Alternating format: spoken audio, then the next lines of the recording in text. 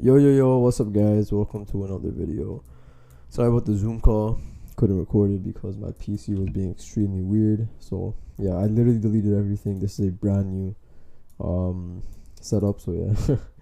Yeah. So, let me just quickly go over gold because that's mainly what I wanted to go over on the Zoom call. So, let's just quickly go over gold right now. So, my bad about that.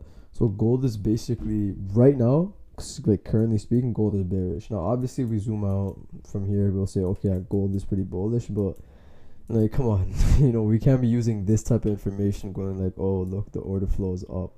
Like we can't do that, specifically because the price action that happened over here and over here, it was, majority of it was fundamental, and it was basically news driven, right? Like, for example, mid 2020 pandemic started, which was around like over here, and that's what caused this major rally on gold. And obviously no one was expecting that when price was around like, what's that, like 1200, I don't know, 1000, whatever. So yeah, so we're gonna have to stick to this type of information we have right here. So overall, we can definitely see that gold is moving in like a 1 2 3 lower low lower high market, right? We can definitely see that price is creating lower lows lower highs on this macro type of structure. We have this high right here, we have a low, lower high, and we have a lower low. So overall, you can technically say that gold is pretty bearish.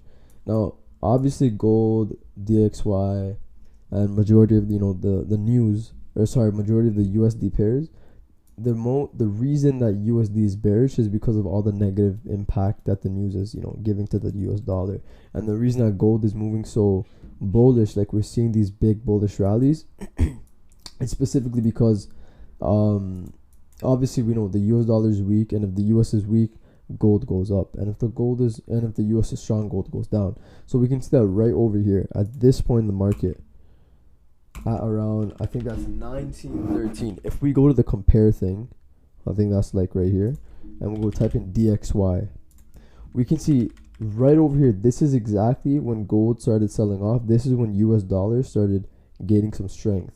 So generally what that means is that DXY, the reason this move happened is because the DXY was strong, right? And that means that that gold is going to be weak.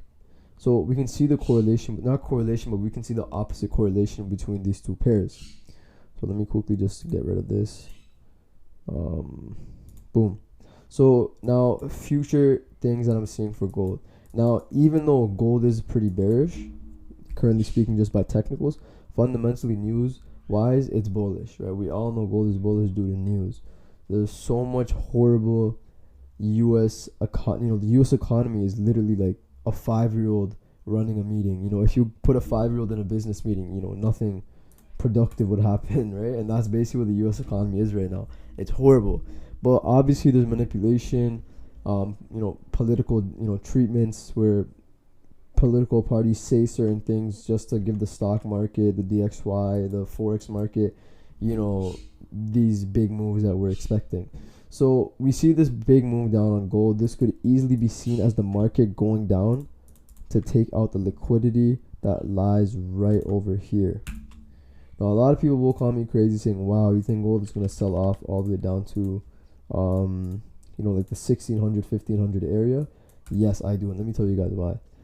Now, as gold is still bullish fundamentally, we can still see that the market is still creating these lower lows, lower highs in the market. From this move down right here, we can see that this was our expansion move down. Let me get my tool.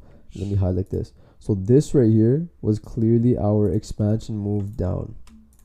I'm not sure why my tool isn't working. My bad, guys. I have to move this right here, and boom. So this was our expansion move down. Now the expansion move down clearly finished just about here. This is where the expansion finished, and this is where the market went into retracement mode.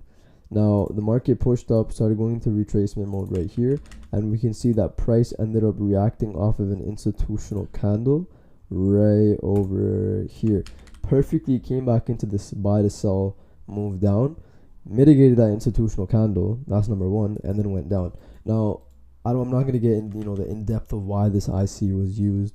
We all know why. The market generated liquidity here, took it, sweep the liquidity, and then went down and broke structure, creating new lows. So we know that this was the retracement. Now from here, the market sold off once again. So obviously this is our new level of price, or our new area of expansion rather. Price pushes down from here and it pushes down. That's it. It just pushes down. Let's keep this simple. Price pushed down over here, retrace, and then push down once again. Now when price expanded down over here, what did it do? It came back into the last institutional candle. Now same thing right here. The market pushed down.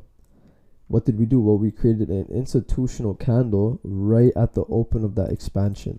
So we're retesting that expansion move right over here.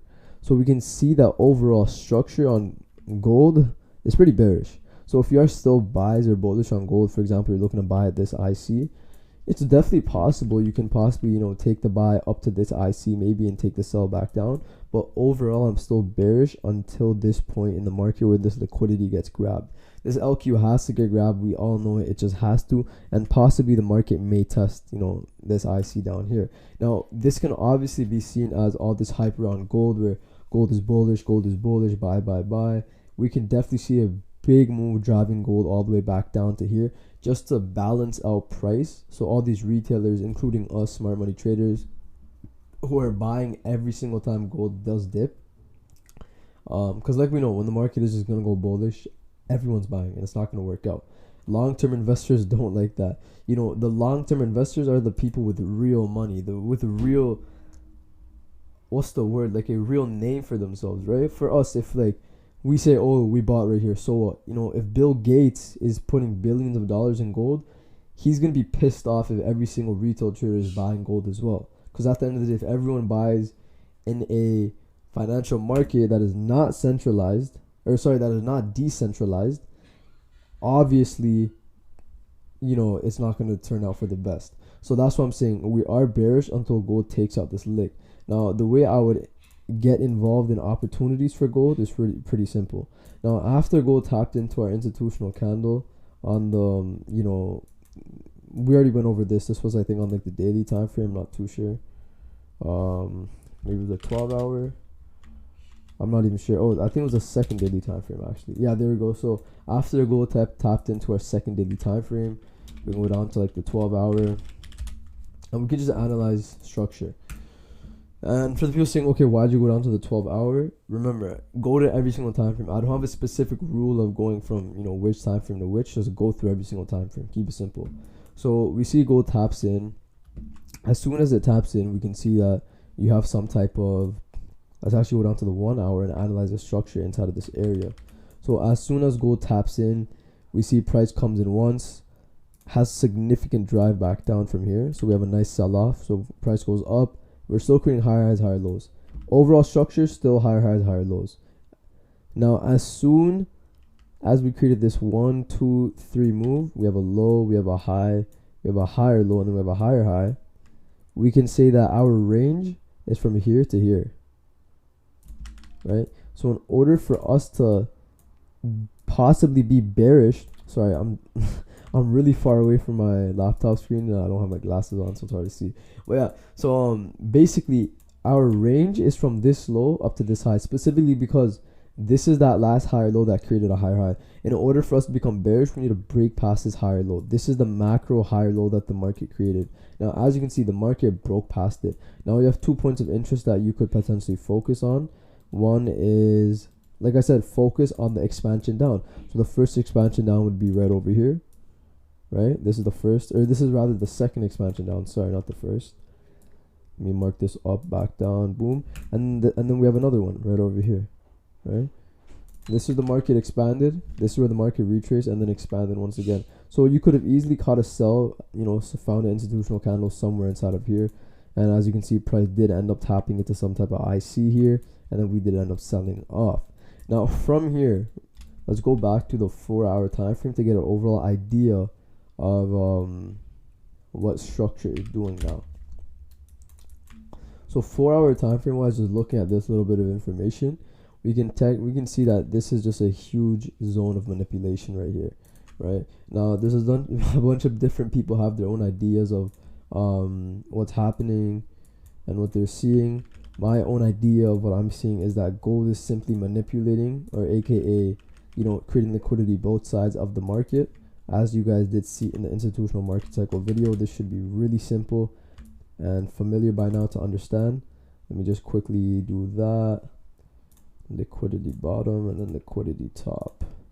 Perfect. So we can see that there's liquidity at the lows and the highs, and generally we want to see this liquidity get grabbed. That's basically our our outcome. We want to see that the market is consolidating over here to generate liquidity of buyers and sellers, to stop all the buyers and the sellers. Now our areas of interest, or rather focus to sell at, is simply going to be at this institutional candle right over here, this last bullish institutional candle before that major move down, and then we have another one, this last bullish institutional candle, that major move down. Now what's interesting is we broke a ton of macro structure right here on the 4 hour. We have this high, higher low, high, higher low, high. Now the market broke past a ton of structure. All right, so let me just quickly go back here, get this, and boom, we broke past a ton of structure. So generally, because we did break past a ton of structure, my overall areas of focus are just going to be those big moves down. So this is one major move down that I'm going to be focusing on, and another major move down I can be focusing on is right over here, because these are my overall levels of expansion. This is where the market expanded a ton. Now someone might say, okay, why don't you take this IC candle right here?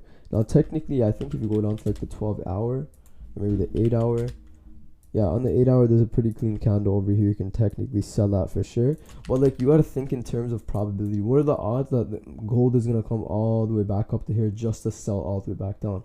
Most likely it's not going to do that. If we're creating liquidity above here and a brief above here, that means that gold is just manipulating in order to gather stop losses of sellers and buyers. So when the market does end up pushing up, it'll quickly stop everyone out and then make a move down. And then the move down is obviously going to be wherever the next liquidity is, which is over here and over here.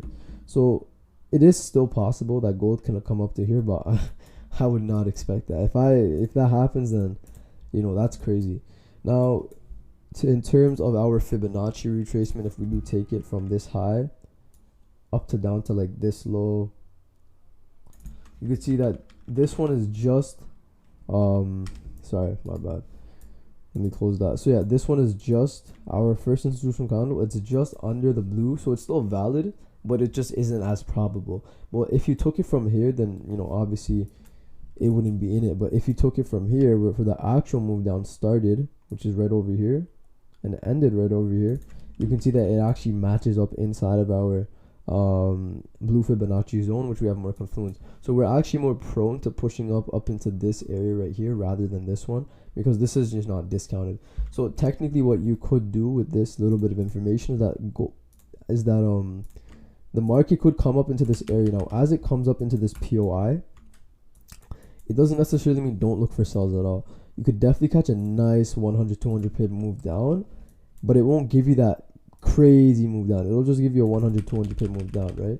Now after that 200 pip move down, most likely gold is going to continue back up into our second point of interest, and this is where we can actually catch the major 1,000, 2,000, 3,000 pip move all the way back down to like our liquidity, which is right over here.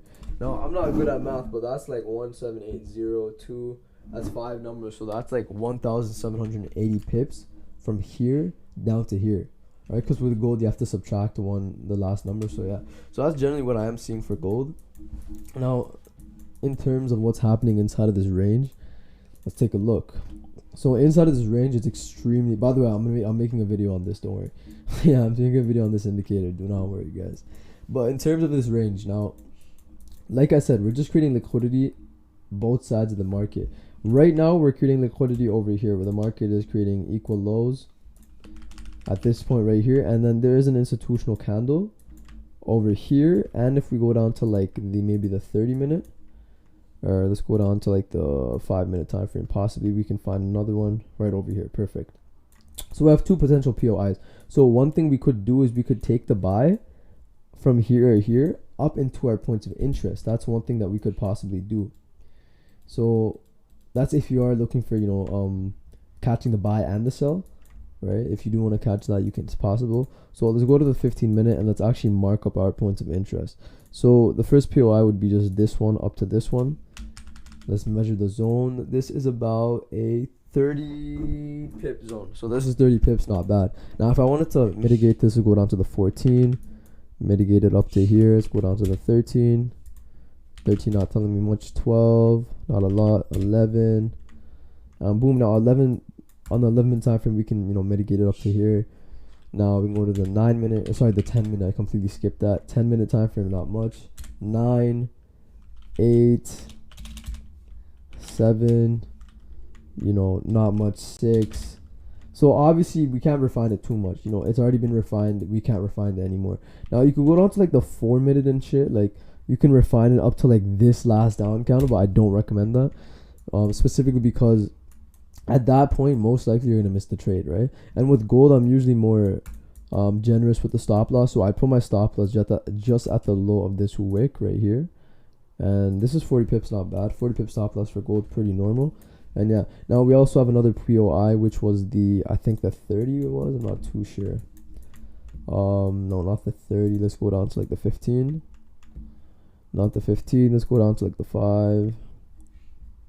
Okay, there we go. So 5 minute time frame wise, we also have a second POI right over here, down up to here. So this last institutional down counter before that major move up. Now in this major move up, we actually did break some type of structure.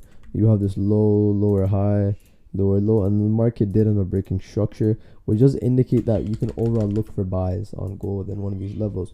So that's generally what we are seeing right now. Yeah, so yeah.